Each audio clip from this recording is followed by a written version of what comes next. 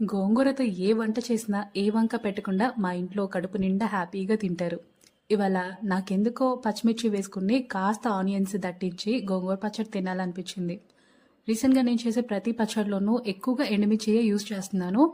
ఇవాళ అయితే పచ్చిమిర్చితో ఈ పచ్చడి చేస్తున్నాను. ఈ గోంగూర పచ్చడి టేస్టీగా ఉండాలంటే మనం మూత పెట్టకుండా గోంగూరలో కొంచెం ఆయిల్ ఎక్కువ వేసుకుని ఫ్రై చేసుకోండి. మూత పెట్టాల్సిన అవసరం ఏమీ లేదు. అండ్ ఈ గోంగూర పచ్చడిలో మనం ఎలాంటి చింతపండు కూడా యాడ్ చేయక్కర్లేదు. ఆల్రెడీ గోంగూరలో మనకి ఉండే పులుపే సరిపోతుంది. మీకు కావాలంటే అడిషనల్గా యాడ్ చేసుకోవచ్చు.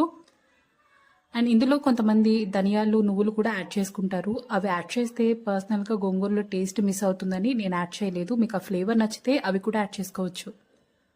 లాస్ట్లో ఇలా ఆనియన్స్ దట్టించి గోంగూర పచ్చడిని రోట్లో దంచుకొని తింటే ఉంటుంది. ఆహా, అసలు వేడి వేడి అన్నంలో కాస్త నేచుక యాడ్ చేసుకుని ఈ పచ్చడి తింటే అమృతమే కదా.